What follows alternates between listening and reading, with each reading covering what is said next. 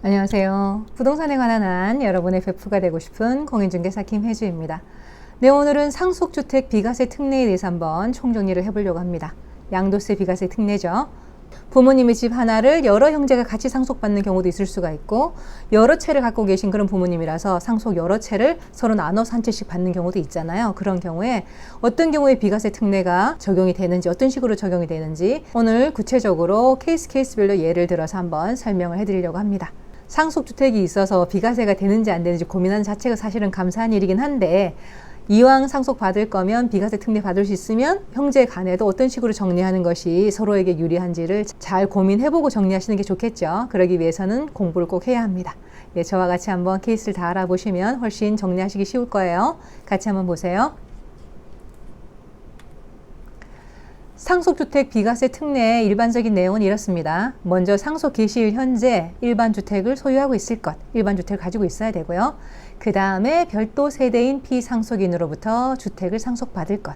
하나 원래 내가 갖고 있었는데 다른 세대에 살고 계시던 아버님이나 어머님으로부터 주택을 하나 상속받아서 2주택이 돼버린 거예요. 이런 경우에 내가 원치 않는, 그러니까 예기치 못한 상속을 받게 된 거잖아요. 그래서 이런 경우에 일반 주택을 상속주택보다 먼저 양도한다면 양도하는 일반 주택은 1세대 1주택 비과세를 해주겠다 하는 거고요.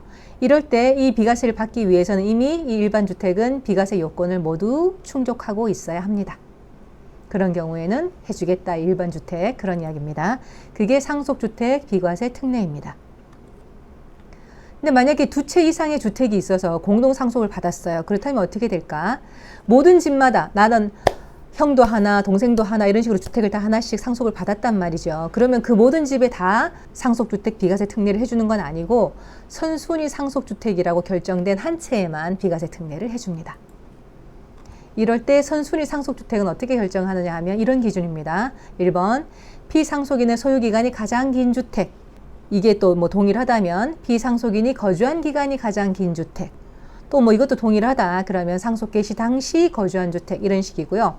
그래도 조건이 같다면 기준 시가가 가장 높은 1주택 선택하고 기준 시가까지도 동일하다 그러면 상속인이 선택할 수 있습니다. 상속인이 선택하는 그 1주택을 선순위 상속주택으로 보아서 상속주택 비과세 특례를 해주는 겁니다. 한 채에만 해주는 겁니다. 네, 지금부터 말씀드리는 건 다 선순위 상속주택이라고 그 전제를 깔고 말하는 거예요.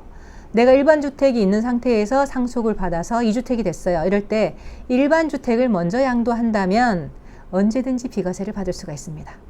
5년 안에 팔아야 되는 거 아닌가요? 이렇게 이제 생각하시는 분들 많은데 5년이라고 기억하는 이유는 취득세, 종부세에서 5년간 상속주택을 주택수에서 빼주기 때문에 그렇습니다. 그것 때문에 이제 착각하시는 경우가 많아요. 이런 경우에는 언제든지 일반 주택을 먼저 양도하기만 하면 5년, 10년, 20년 후에라도 비과세를 받을 수가 있습니다. 근데 이런 경우 내가 상속주택을 먼저 양도한다. 일반 주택 있다가 상속주택 받아서 2주택이 됐는데 상속주택을 먼저 양도한다면 절대 비과세는 못 받습니다. 다만 5년 내 상속주택을 양도할 때는 중간은 배제해 줍니다. 2주택, 3주택이라도 중간은 배제하고 일반 과세가 됩니다. 상속주택, 바로 그 주택을 양도할 때는 중간은 배제하고 일반 과세로 해줍니다. 그러면 내가 먼저 상속주택을 받은 상태에서 일반 주택을 샀어요. 그리고 일반 주택을 양도하게 되면 이럴 때는 어떤가요? 상속주택을 먼저 취득한 상태였기 때문에 그 다음에 취득한 일반 주택은 양도 시 비과세를 해주지 않습니다. 아까 일반 주택 있는 상태에서 상속주택을 받은 것은 내가 예상하지 못한 상태에서 그냥 상속을 받게 된 거잖아요. 고의가 아니었잖아요. 하지만 여기 상속주택을 먼저 취득한 상태에서 주택이 있는 거 뻔히 아는데 일반 주택을 하나 더 취득한 거기 때문에 그대로 2주택으로 과세를 해야 됩니다. 그렇다면 같이 살고 있던 동일 세대원으로부터 주택을 상속받은 경우에는 어떨까요? 이럴 때는 상속주택 비과세가 불가합니다. 아버지 한 채, 내가 한 채 갖고 있다가 아버지가 돌아가셔서 나한테 상속이 됐어요. 근데 아버지랑 나랑 원래 같은 세대에 있었으면 우리 세대는 그냥 2주택자였잖아요. 원래 2주택 세대였는데 그대로 상속이 되면서 다시 나한테 와서 똑같이 2주택이 된 거기 때문에 세대 내 주택수가 변화가 없잖아요. 그래서 이 상속주택 비과세 특례를 해주지 않습니다. 그러니까 동일 세대원으로부터 받을 때는 안 돼요. 근데 만약에 한 주택을 공동으로 상속을 했다. 그러면 이때는 그 지분 중에서 최대 지분권자의 주택으로 와서 그 사람 주택수에 집어넣고 그 사람에게만 상속주택 비과세 특례를 적용해 줍니다. 여기 소수 지분권자들은 걱정할 필요가 없습니다. 주택수에 들어가지도 않기 때문에 뭐 비과세 특례 고민할 필요도 없습니다. 이때 최대 지분권자는 어떻게 결정이 되는가 하면 이렇습니다. 먼저 공동상속주택 지분을 가장 많이 보유하고 있을 것. 그러니까 지분이 가장 큰 사람. 5대 3대 2로 가지게 됐다면 5가 가장 지분이 큰 거잖아요. 그 사람의 주택수에 들어가는 거고요. 최대 지분권자가 2인 이상이다. 뭐 2분의 1씩 공동으로 가졌다. 그러면 당해 주택에 거주하는 사람. 이렇게 지분권자가 똑같이 2인 이상인데 아무도 거주 안 해요. 그러면 최연장자의 주택수로 들어갑니다. 그러니까 그 사람의 주택수로 들어가고 그 사람에게 상속주택 비과세 특례를 해주는 겁니다. 내가 만약에 소수 지분권자예요. 아까 말씀드린 것처럼 이건 전부 선순위 상속주택이라는 전제하에서 말씀드리는 겁니다. 내가 만약에 공동상속 소수지분권자라면 고민할 필요가 없다고 아까 말씀드렸죠. 공동상속주택이 있는 상태에서 일반주택을 취득했다가 일반주택을 팔아도 그대로 비과세가 가능하고요.